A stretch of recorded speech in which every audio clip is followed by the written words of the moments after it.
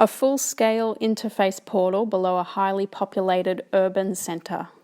In the early days of flesh interface technology, this would have been considered utter madness. The uncontrolled incident zone would have resulted in mass segmentation and total chaos. And looking back on the experiment, madness was in fact the result.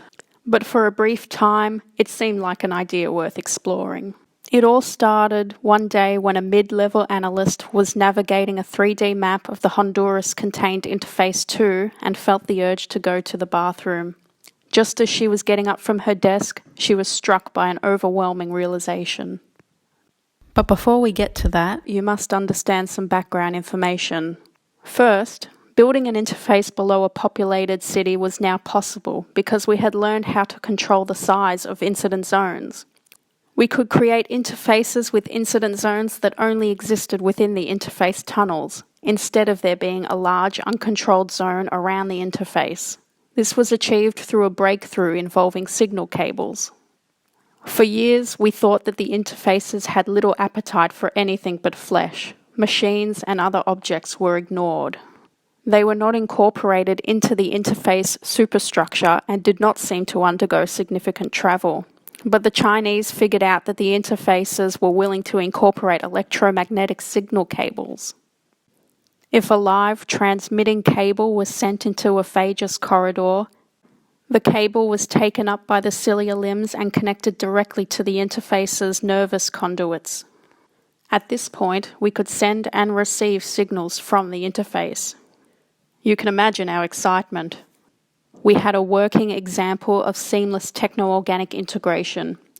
It would naturally become the basis for direct sense feed technology. In those early days, we had no idea what the interface did with the signals we sent to it, nor could we make much sense of the signals it sent to us. All we knew is that it loved signals, the more the better. The more cables we hooked up and the more information we sent and received, the smaller the segmentation zone would become. As computing and signal technology advanced, we were able to reduce the segmentation zone to areas within the interface tunnels. Finally, we had a relatively safe and stable flesh interface. Still, we had no reason to consider building an interface below a city until our mid-level analyst made her startling discovery. Before this discovery, we knew that the size of a flesh interface depended chiefly on one factor: how much flesh it was provided. But at a certain point, the interface would cease to grow, even if it was provided with ample building material. We wanted to know why.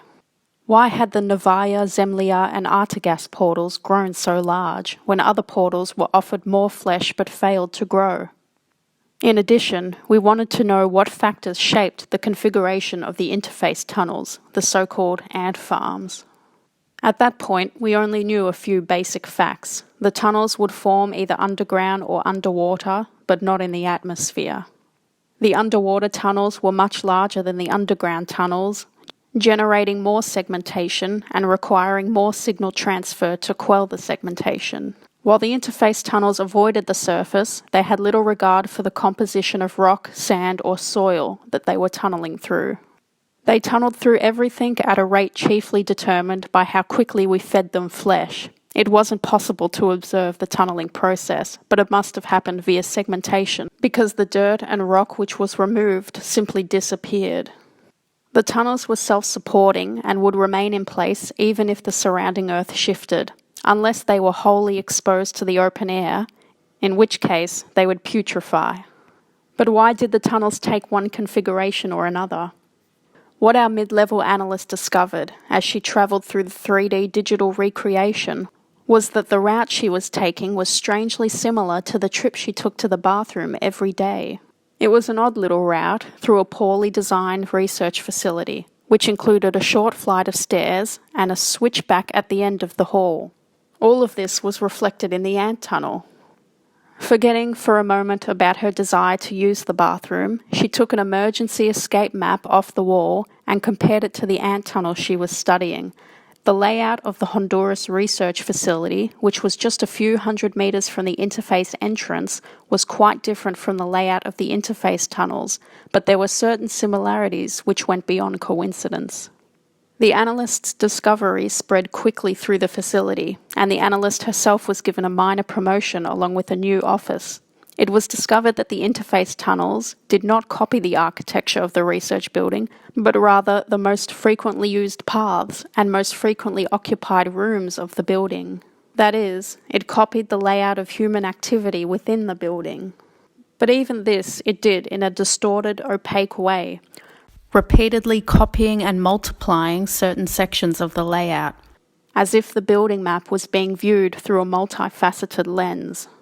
For the people working in the facility, the discovery was nothing less than eerie. Shortly after the newly promoted analyst moved into her new office, a new section of tunnel was created within the interface to reflect this. No longer were the analysts detached observers.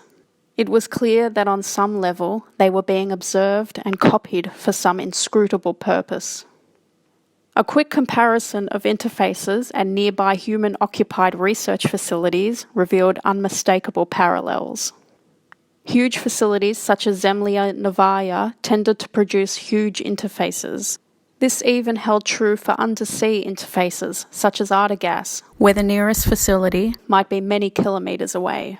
The correlation was stupefyingly obvious once we looked for it, and it set off a wave of crazed speculation. People started theorising that the interfaces were affected by all sorts of things: the mood in the office, how much coffee we drank, the health of our potted plants. This period of wild speculation came to be known as the correlation game, as almost anything was proposed as a possible correlation. Most of this speculation came to nothing, but there was one idea that gained traction.